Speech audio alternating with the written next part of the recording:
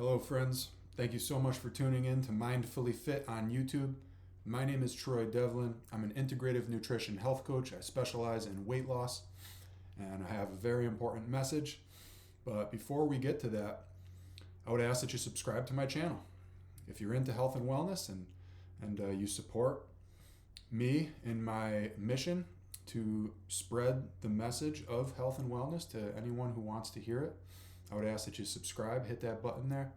It doesn't cost you anything, but it means the world to me. Now, in this video, I thought I could hold some space for the people out there who may be struggling with that yo-yo sort of, tug of war back and forth kind of slog of a battle that can be our weight loss journey sometimes. If that's you, if you're out there and you're struggling and you're watching this video, it was meant to be. The message is that all you have to do is not quit. Just keep going, and you can do this thing. You got this as long as you don't quit. So with that, what I would say is avoid some rookie mistakes.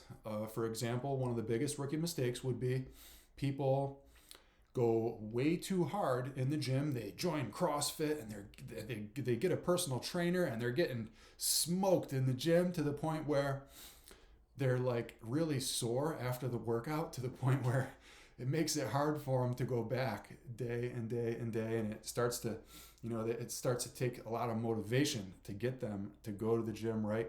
And motivation is a tricky thing. Like, what I would recommend is that if you have a lot of weight to lose, yeah, exercise is a part of that, but take a moderate, mindful approach. Don't go too hard in your approach to exercise, so that it becomes something that is like a chore and hard for you to do. Because think about in terms of realistic time frames, right? It's going to take a little while. It's going to take a little while for you to see the progress that you're looking to see. Probably you got to be doing real good consistently for about 6 weeks to start to be able to see some good progress there. So keep that in mind and approach, like I said, take a mindful, moderate approach to your exercise. We know it's important, but you'll never out-exercise a bad diet. So there's more important stuff besides exercise. Now, I would say this. Do some strength training stuff. Do some weightlifting. Whatever kind of strength training stuff that you like, do that, because it pays dividends in the long run. So that's from the exercise standpoint. Now, from a diet standpoint, this is nutrition. Nutrition is 80% of the battle, let's say, okay? It's super important. Now, I want you to remember that nutrition goes beyond what's on the plate. And what that means is, don't fall victim to the trap of emotional eating that we all fall victim to, right?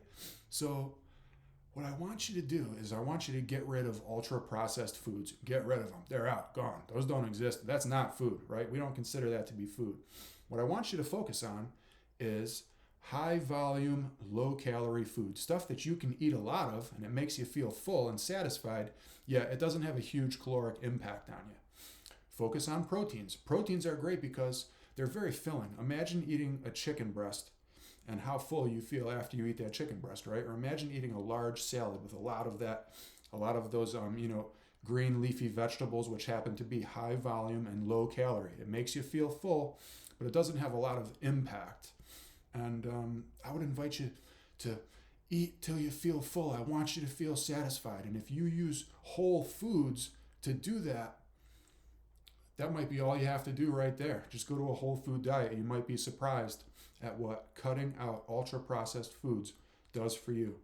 What I would invite you to do is to stay away from any sort of very strict or punishment model style diet, because in the end, those tend to be unsustainable. Similarly to the very aggressive workout approach, any type of very aggressive diet approach oftentimes is doomed to fail also, because there's low compliance. It's hard to stick with that one. Okay, so remember, you got to move your body, but I wouldn't go crazy with it, especially if weight loss is your goal. Focus on strengthening. And when it comes to diet, remember, there's a lot more going on off the plate. There's a lot more ways out there that we can draw from, and We can draw nourishment from other things, from our relationships, right? From our spirituality, from our connection with nature and our pets and our loved ones. And I invite you to explore off the plate nutrition, right? Like what nourishes you besides the food that you're eating. And some of those foods that maybe don't serve us, right? Like those ultra processed foods, let's crowd those out with something that does serve us, right? We only have so much time in the day, and I'm sure that there are many things out there that interest you, that make you feel alive, that you could replace some of those things that maybe exist in your diet right now that are holding you back. We can crowd those out. So I invite you to consider this. I hope that maybe that you found this helpful. If it helps one person, it's worth it. And again, I'd love to hear what you think. I'd love to hear any particular struggles you may have. And I would love if you watched my next video, and I get to see you again soon. Thank you so much.